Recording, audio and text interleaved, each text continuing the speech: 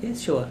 Okay. Hi, I'm Stephen Stokes. I'm the formerly AMR and now Gartner Sustainable Strategies Vice President of Research, and I cover a broad range of aspects around sustainability, sustainable technologies, and in particular the way they are being used to drive sustainable strategies through global supply chains and drive the new sorts of levels of efficiency that are required in this low-carbon economy.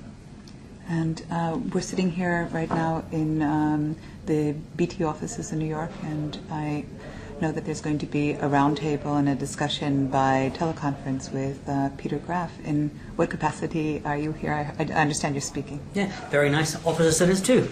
I'm here because AMR was contracted by SAP to pursue a multi-client research program around greenhouse gases and sustainability in the North American marketplace, and to get a sense, in many ways, to get a kind of a temperature of the market, how it's happening, how it's recovering after the economic downturn, to get a sense of whether sustainability still is on the corporate agenda in quite the same way that it was previously, whether that rate of change is accelerated or decelerated, standardized and normalized, whether the sort of credit crunch has challenged capital investment, and whether, because of so much else going on in the marketplace, I mean, we've had, black eyes from the economy, black eyes from healthcare and politics, we've had black eyes from energy security and risk entering and then removing itself from the agenda. So in many ways it was a sense of getting a take about whether sustainability really was the priority that it had, say, 12 or 15 months ago when we last did a survey of the Fortune 1000 manufacturers.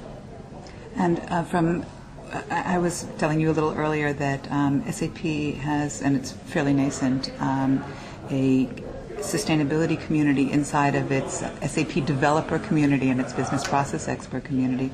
Where would you recommend or suggest the eyes of those community members, who include our ecosystem partners, customers, where should they be focusing right now?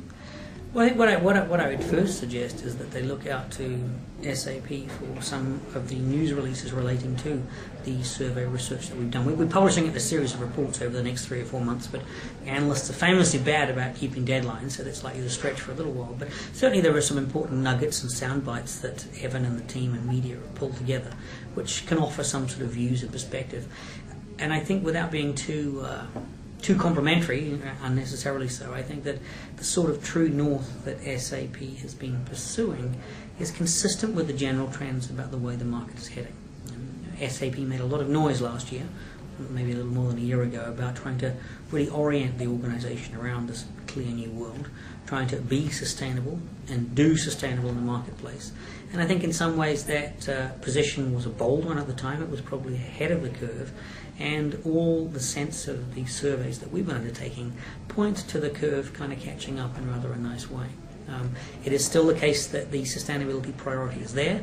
Now it's not a conversation just about concerns over greenhouse gases. It's now a concern about not just the emission outputs inside an organization, it's about the energy inputs as well. So the overall organizational metabolism is becoming more and more important, as well as the energetics of the organization. Of course, there's other sort of life support systems of the organization, water, toxins, the way that it relates and interacts with labor.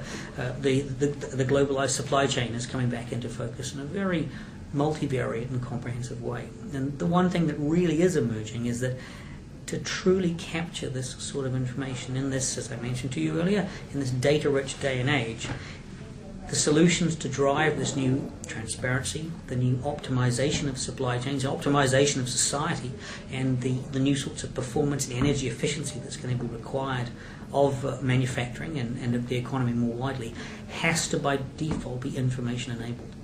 Our last economy, our petrochemical economy, which is going to take some time to go away, really was, there was a precocious connection between economic growth and energy. Energy was the driver.